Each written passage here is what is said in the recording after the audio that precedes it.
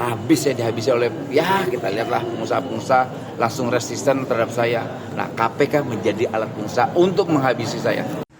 Terdakwa kasus dugaan gratifikasi dan pemerasan terkait pengurusan sertifikasi K3 Noel Ebenezer di Pengadilan Negeri Tipikor Jakarta pada Kamis 23 April 2026 menuding KPK menjadi alat pengusaha untuk menghabisinya. Berikut pernyataan Noel Ebenezer. Hari ini Bang, kira-kira? Ya, perjalanan hari ini luar biasa ya, melelahkan, dan ya kita berharap supaya segera cepat selesai sidangnya ya. Atas banyak teman-teman yang sebetulnya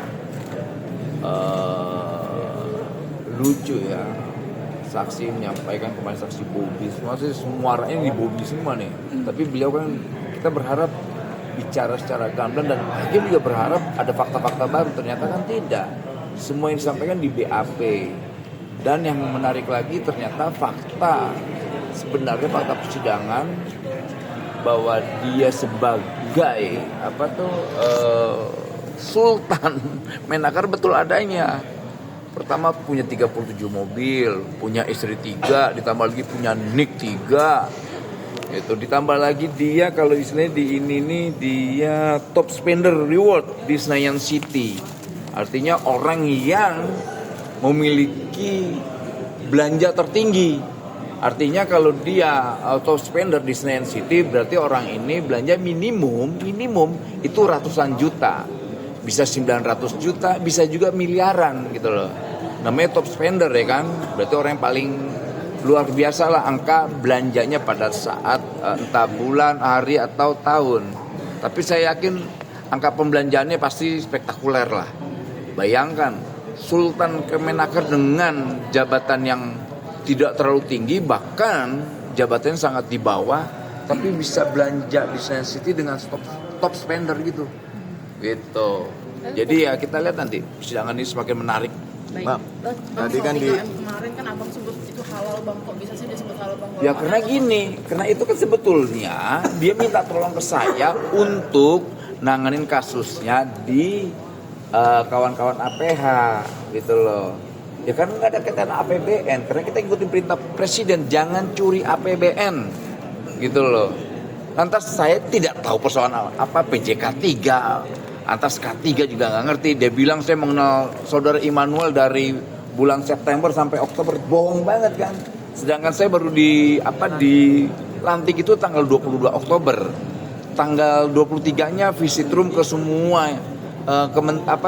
direktorat di Kementerian Tenaga. 24-nya saya ke Hambalang, Retreat Magelang. Dari Retreat Magelang tanggal 27 selesai, 28-nya itu sih saya ke Sritek Solo seminggu. Pulang tanggal 3 November.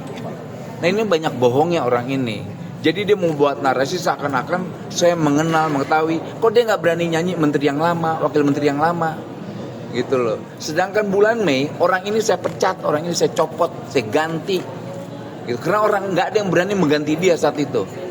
Yang untuk dibina tadi itu ya bang? Kenapa? Tadi kan sebutnya untuk dia dibina itu ya? Iya, saya ganti itu. Kenapa? Dia selalu menyampaikan saya orang wamen. Yang bicara itu inspektorat langsung. Mereka udah gerah ngeliat perilaku anak ini.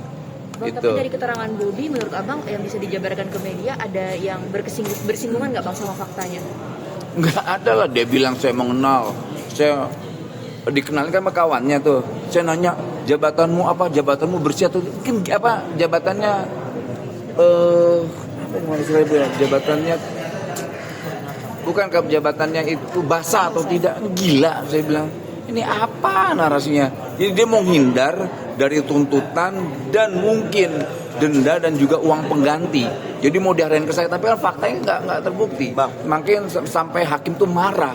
Bang, tadi di sidang majelis hakim menyinggung soal Kemenaker punya anggaran besar tapi punya masalah cukup banyak. Nah ini tanggapan mungkin Pak Hakim nggak tahu bahwa 2024 anggarannya itu kan ada efisiensi anggaran. Kemenaker itu paling tinggi yang dipotong, sekitar hampir kalau nggak salah 70%. Sisa kemarin itu 1, berapa lah. Itu pun anggarannya hanya buat anggaran belanja pegawai. gitu. Ini mungkin ada beberapa kawan-kawan kurang paham soal itu, tapi mungkin ya Pak Hakim tidak tahu soal itu. Tapi memang problem di Kemenaker itu banyak. Hampir semua kementerian lah punya problem yang sama sebetulnya. Nah, soal korupsi ini kan semua budaya lama yang dilakukan oleh kementerian. Bayangkan, soal praktek penahanan ijazah itu udah puluhan tahun. Dibiarkan, nggak ada bahkan surat peraturan terkait itu. Kedua juga outsourcing.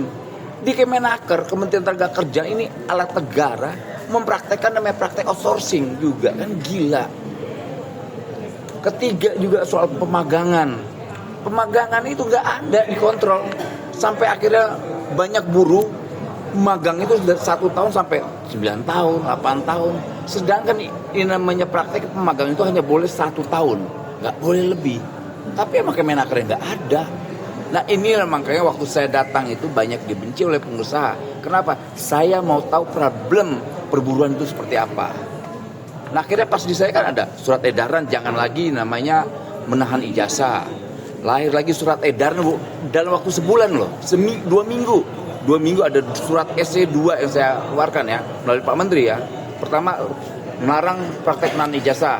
Kedua melarang yang namanya syarat pencari kerja dibatasi oleh umur, nggak boleh. Jadi basisnya skill dan mau bekerja. Dan ketiga, saya mau membubarkan namanya outsourcing. Keempat, melarang yang namanya praktek-praktek pemagangan yang tanpa batas. Jadi batasnya ada 6 bulan, extend 6 bulan jadi 1 tahun. Habis saya dihabisi oleh, ya kita lihatlah pengusaha-pengusaha langsung resisten terhadap saya. Nah KPK menjadi alat pengusaha untuk menghabisi saya. Terima kasih. Terima kasih ya Bang.